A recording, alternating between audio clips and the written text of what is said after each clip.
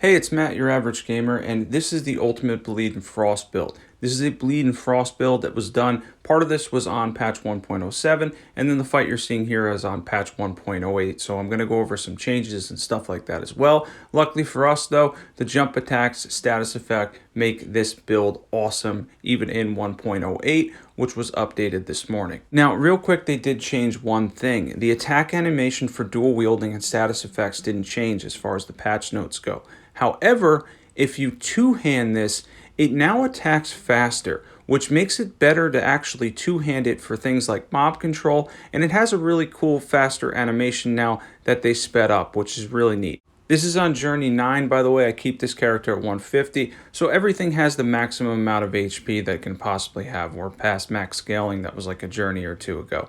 By the way, I wanted to mention real quick, if you're not subbed and you love overpowered PvE builds, or you love Eldenring like myself in general or From Software games, definitely hit that subscribe button. You're not going to want to miss out on the great PvE builds that are on this channel. With that being said, let's get into the build a little bit more. So what we're using here is the dual Twinblades. The Twinblades are absolutely awesome. Why are they awesome? Because on any given jump attack, it can actually hit up to 6 times, which is insane. And for status proccing, it makes it an absolute monster. It's literally incredibly damaging to begin with. They scale really well, quite well with dexterity. We're going to soft cap dex. We'll talk about stats later. And the status effects on the jump attacks are unreal.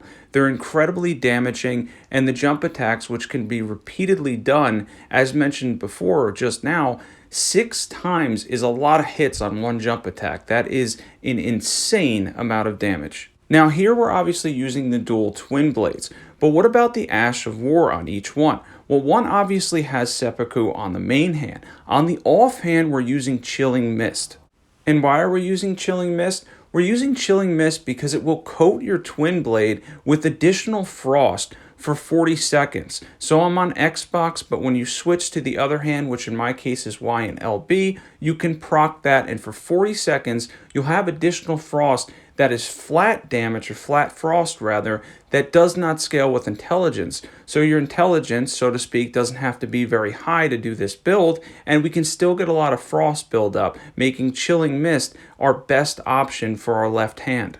As you can tell, it's all about the jump attacks. It's mentioned again, this is ridiculous. The fact that I think it's a total of 6 hits. If you look at the animation, it looks like it's 6 hits. That's a lot. That's a lot on the way down. And if you make sure and time it right, you can do a lot of damage. Now, there is one thing I want to note real quick. When you're jump attacking with this, do not hit, for me it would be RB, multiple times. You'll get stuck in a regular animation. Just hit it once. Jump attack and then attack one time so you don't get stuck in any animations, and you can continue to do jump attacks and completely destroy and obliterate anything you're fighting, because let's face it, this build is unreal. Even after the nerfs to status effects on dual wields, this is still fantastic. Wait until the end of this video when you see the Godskin duo, although I did use sleeping pots just to show you what it can do to them and how much damage this can proc quickly when you're hitting with all the attacks on the jump attacks. It's phenomenal. I mean, it really can't be beaten. It's fantastic. It's an awesome way to just obliterate everything that can have a status effect in Eldenring. You know, barring pretty much Elden Beast and Gold Shade and a couple others, this pretty much dominates the entire game. One other thing, I mentioned this I think once already, but as far as this character goes, the intention is to keep it at 150 for the purpose of my channel, but given the fact that we're on the later journeys, everything has a ton of HP by now. It gives us a nice challenge, which is really cool, but as far as the max scaling that is in the game, it definitely, you notice it. Everything starts to be really tanky, and a lot of things can hit you very, very hard, and that's not a bad thing. The challenge is nice, but you might want to have, and I'll show you the stats later, a little more vigor, or maybe a talisman slot for Dragon Crest or something like that if you're doing the later journeys. If you're doing the earlier journeys though, the setup I have is fantastic and you're not going to have to worry about much. We also have the Claw Talisman on and the Raptors Black Feathers. I'm going to show you the full equipment and stats at 150 later. This is a build that works great, and this is a recommendation for PvE. I know people have certain things they feel about this for PvP, but obviously people use it in PvP as well. And yeah, it's definitely overpowered in a lot of aspects of the game. It works on regular enemies too. The jump attacks are kind of hilarious when you're attacking regular enemies. It completely obliterates them for the most part. They don't even have to get hit with all of it. Again, this was Stormville, but even so, it's just showing you the mob control that this has, especially now that the two-hand is even quicker, is really fantastic. For equipment, we have the Bloody Twinblade plus 25, the Cold Twinblade, which should be plus 25. Any seal will do. Raptors Black Feathers for the jump attack bonus. Rotten Wing Sword Insignia. Green Turtle Talisman or Ritual Sword Talisman. I like either one in this spot, and also Millicent's Prosthesis. Claw Talisman. Lord of Blood's Exultation. The Consecutive Attack Tear. And then the Faith Tear so we can do some buffs. These are my stats at 150. I only really needed 10 intelligence. I don't know why I did 20, so you could probably put 10 more back in vigor and get that to 50. But as you can tell, we soft cap dexterity. They're going to get a lot of damage from dexterity. And then arcane kind of soft caps. It semi-soft caps at 40 and hard caps at 60, a little earlier than some of the other stats from what I noticed. So I went for 40 arcane, which was fine for me. I'm doing a lot of bleed with this. I don't really need to get it to 60, but if you want to move stuff around in that regard, you can as well. 60 dex, though, definitely important, and a minimum of 40 arcane.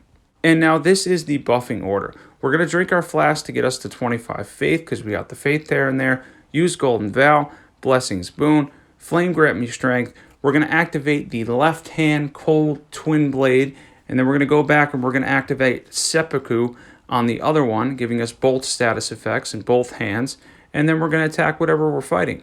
Now for Mog, Margit, and Morgott, all of them can completely pretty much be obliterated as far as the shackle goes. Use the shackle, jump on them, you'll get a ton of jump attacks in, and they're going to have a hard time ever recovering. Mog usually won't phase, and then the other two are going to get obliterated. Morgott might phase with his stout resistances at that midpoint, but afterwards, as soon as that's done, jump on him, 1 or 2 more jump attacks. I'll show that in the video as well, and you can completely obliterate any form of Margit, Morgott, or Mog.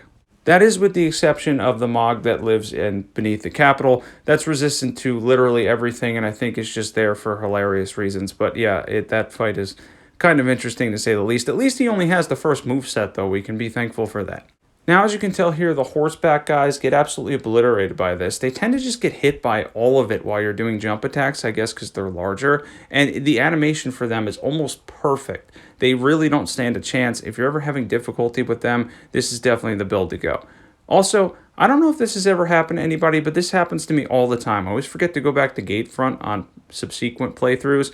And yeah, you're sitting here with 2 great runes. You're like, wait, why is the door locked?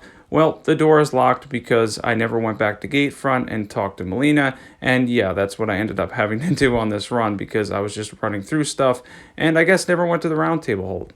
As shown before, for regular enemies, this is absolutely fantastic. You can even miss like me and not be perfect, and again, I'm always like pretty much average at games for the most part. You can kind of mess up even with bosses and stuff and still obliterate them with this build. I mean, it's that good. It really is an easy mode for the game. It's an easy way to play. It's an easy play style, and it does a lot of damage, a lot of frost, a lot of bleed damage, and the Twinblade base damage is good to begin with. Speaking of that, that's something right here that I'm going to show you. I threw out Mimic because he's resistant to everything, just to show you how much the Twinblades do on max scaling against him. Doesn't have a ton of health anyway, but as you can tell, just the base Twinblade damage is fantastic. It's really powerful. They're extremely potent. They scale well with dex, and they do a lot of base damage anyway. Now with Morgott again here, he'll phase most likely because he has those stout resistances at the halfway point, but it doesn't even matter because we're able to just take a step back and we know what we have to do as soon as he's done phasing here. Probably could have kept attacking him, but there's always the chance that you're going to get knocked down by the surrounding AoE. So instead, wait for it, jump back up, completely obliterate him, and he's no problem whatsoever. Pretty much none of them, as well as the regular Mog, get completely destroyed by this, which is awesome. Works okay on the Fire Giant, but he does have extremely stout frost resistance in general, so I just want to show the end of this fight. I think I end up getting like a headshot here. It was pretty funny. I didn't expect him to lay down there. Well, I guess it wasn't technically a headshot. It was a headshot and then the proc. But yeah, he went down, just 2 tries, wasn't too difficult. He does take a lot of damage from it, but I think dual Seppuku is better than having the Frost and Seppuku, giving you stout frost resistance. Now for the Godskin Duo, this was done this morning as well. On patch 1.08, I updated my game early this morning, and I'm able to absolutely destroy the Godskin Duo. I know I use Sleeping Pots, and some people are like, well, you use Sleeping Pots. I want to show how much damage we can stack. That's why I'm using Sleeping Pots. I've sold them without it many times. Not really feeling that right now, just trying to get across and show you guys how much damage that you can do. And the damage is unreal. They absolutely get destroyed by this. As you can tell, we stack up, I think, 10k or more damage very quickly. Put them back to sleep here, obviously, and then do the same thing all over again. You can pretty much reproc everything. They stay asleep for a very long time. I think it's like 30 seconds or longer. I don't know the exact amount of time. But as you can tell there, they're getting hit with it all the way down. They're taking like the maximum amount of damage from it. I do get hit in the back here once. Not too worried about the Sleeping Pots for him. Plus, he can dodge the Sleeping Pots. If you've tried that, he does sidestep them. And as far as he goes, there wasn't much HP left there, so goodbye Godskin Duo. That was very, very easy. Thanks for watching, everybody. I appreciate it. Definitely hit that subscribe button if you love overpowered PvE builds. I try to keep it fun. I try to keep it interesting. Definitely check out the builds on my channel. Thanks for watching, everybody, and I'll catch you guys there.